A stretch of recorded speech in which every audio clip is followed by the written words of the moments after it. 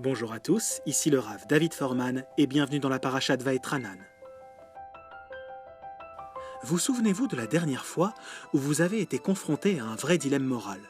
Ce genre de problème qui perturbe au point de devoir se référer aux 10 commandements pour y voir plus clair.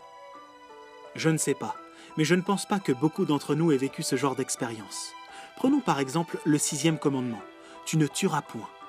Comment le respect de ce commandement pourrait-il être une préoccupation quotidienne? Si on aborde les 10 commandements comme un tout, on les considère alors comme un texte de référence, vénéré, symbole du judaïsme, l'éthique de la civilisation occidentale. Mais comment ce texte nous accompagne-t-il dans notre vie quotidienne? Après tout, peut-être que ces prescriptions n'ont pas d'autre mission que de rendre nos sociétés plus morales et ne constituent pour le peuple juif qu'un ensemble d'obligations élémentaires. Mais j'aimerais au contraire suggérer que les 10 commandements doivent nous concerner personnellement et qu'on est censé y trouver chaque jour un nouvel éclairage dans notre manière de vivre. La Parashat Vaetranan énumère ces 10 commandements et j'aimerais m'attarder sur ceux-ci avec vous aujourd'hui. Ce que je souhaiterais proposer, c'est que la puissance de ce texte est due à sa structure et aux différents niveaux qui la composent. Plus particulièrement, j'aimerais montrer qu'il y a 3 niveaux dans la structure de ce texte et que ces niveaux se superposent, de telle façon que la deuxième couche ne peut être abordée qu'après avoir vu la première, et la troisième qu'après avoir vu la deuxième. Si la couche de base est évidente, la seconde constitue déjà quelque chose de surprenant, mais la troisième, elle, est vraiment renversante. Mais commençons par le commencement. Quand on s'intéresse aux anciennes représentations du Décalogue, la première chose qui frappe, c'est qu'il y a 2 tables. Pourquoi fallait-il qu'il y ait 2 tables?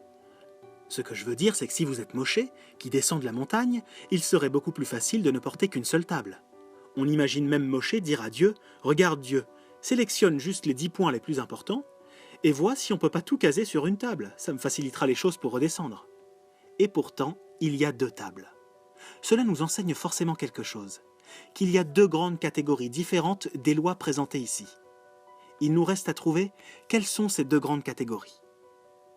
Bon, chacun d'entre nous, à un certain stade de sa vie, a certainement appris que les 10 commandements régissent 2 catégories différentes de relations. La première table régit les relations de l'homme avec Dieu, et la seconde table régit les relations de l'homme entre hommes. Eh bien, prenons maintenant le risque de vérifier cette hypothèse. Regardons les 5 premiers commandements. Concernent-ils bien les relations entre l'homme et Dieu? Bon, je suis l'Éternel ton Dieu. Ça, c'est le premier. C'est évident, une relation entre l'homme et Dieu. Tu n'auras point d'autre Dieu devant moi.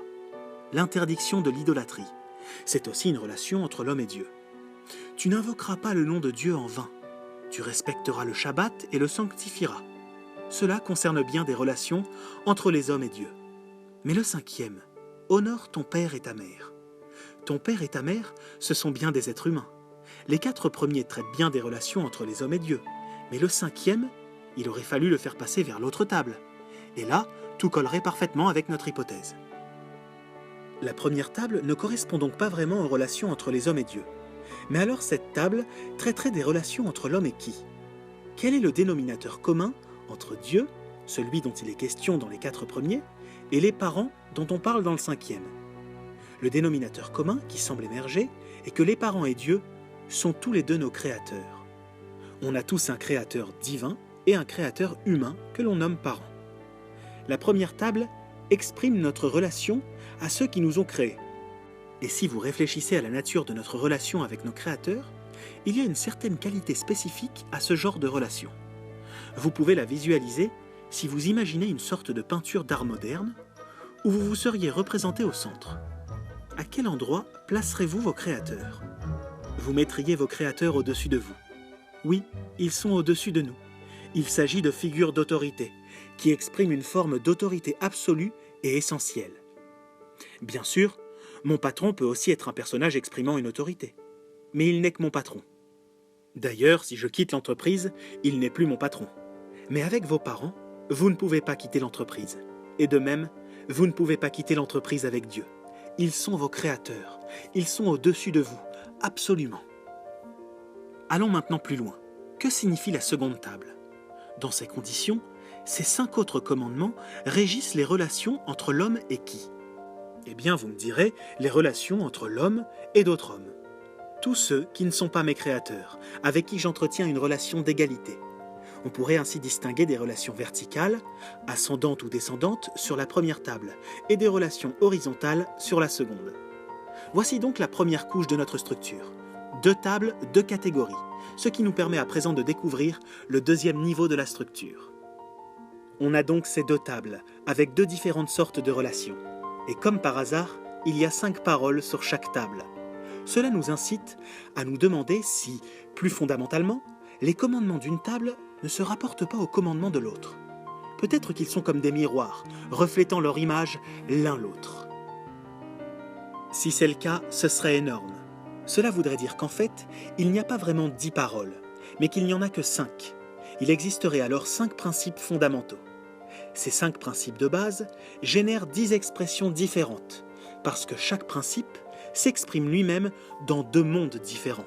Dans le monde de mes relations avec mes créateurs d'une part, et dans le monde de mes relations avec mes pairs d'autre part. Étant donné que ces 2 mondes sont chacun un peu différents de l'autre, l'expression de chaque principe semble légèrement différente. Mais le principe en soi reste bien le même. Pour identifier chacun de ces principes, il suffit alors de relier chacun des 2 paroles concernées qui se correspondent. Demandez-vous quel est le dénominateur commun entre chacun des 2 paroles. Et alors vous définirez ces principes comme les 5 principes fondamentaux. Nous allons essayer de commencer ensemble cette aventure. Je vais d'abord vous montrer là où je veux en venir avec les 2 premiers principes, et ensuite vous tenterez de le faire tout seul avec les suivants. Lorsqu'on les aura trouvés, on verra la 2e couche de la structure apparaître, et alors seulement on pourra découvrir la 3e. Car après avoir isolé les 5 principes, l'étape suivante consistera à trouver comment ces 5 principes s'articulent. Est-ce que A conduit à B, à C, à D et à E? Voyons cela ensemble. Commandement numéro 1 sur la première table. Je suis l'Éternel ton Dieu. Et sur la seconde, tu ne tueras point. Ces 2 commandements se rejoignent. Mais comment? Eh bien, demandez-vous pourquoi une personne pourrait être tentée d'assassiner quelqu'un d'autre. D'où provient le désir de meurtre? Une envie de meurtre peut avoir des motivations différentes, n'est-ce pas? Vous pourriez me devoir de l'argent, comme je pourrais vous devoir de l'argent. Vous pourriez être amoureux de ma femme, comme vous pourriez détester ma femme. On peut vouloir tuer pour différents motifs, mais il y a un dénominateur commun à tous ces motifs. C'est qu'à chaque fois, le tueur se dira « Je pense que ma vie serait meilleure sans ce Bob ». Au moment même où vous vous dites ça, vous êtes face à un défi. Bob vous dérange. Est-ce que vous allez tout simplement vous débarrasser de lui? La tentation de meurtre est précisément née de cette idée. Je pense que ma vie serait meilleure sans Bob. Maintenant, pouvez-vous imaginer une réflexion similaire à propos de votre créateur? Je pense que ma vie serait plus simple sans l'existence de mon créateur. Et la réponse est évidemment oui, car il y a un certain avantage à vivre sans un créateur, puisqu'on pourrait faire tout ce qu'on veut. On pourrait alors imaginer que certaines personnes veuillent se débarrasser de Dieu. Le seul problème, c'est qu'on ne peut pas tuer Dieu. Alors si on ne peut pas se débarrasser de Dieu de manière objective, on pourrait se débarrasser de lui au sens figuré. On pourrait l'ignorer. En ce qui me concerne, Dieu, c'est comme si tu n'existais pas. Vous pourriez ne pas reconnaître Dieu. C'est pareil que de le tuer. Tuer réellement, c'est se débarrasser de quelqu'un au sens propre du terme. Ignorer, c'est quand vous vous débarrassez de lui au sens figuré. Le premier commandement est là pour nous dire « Ne faites pas ça », ni par rapport à tes créateurs, ni par rapport à tes pairs. Lorsque l'on parvient à la conclusion que quelqu'un nous dérange, qu'on voudrait se débarrasser de lui, il ne faut pas céder à la tentation de le faire, ni au sens propre en le tuant, ni au sens figuré en l'ignorant. Ainsi, le premier principe de toute relation exige de ne jamais nier l'existence de l'autre, même si celui-ci nous dérange. Quel pourrait être le second principe?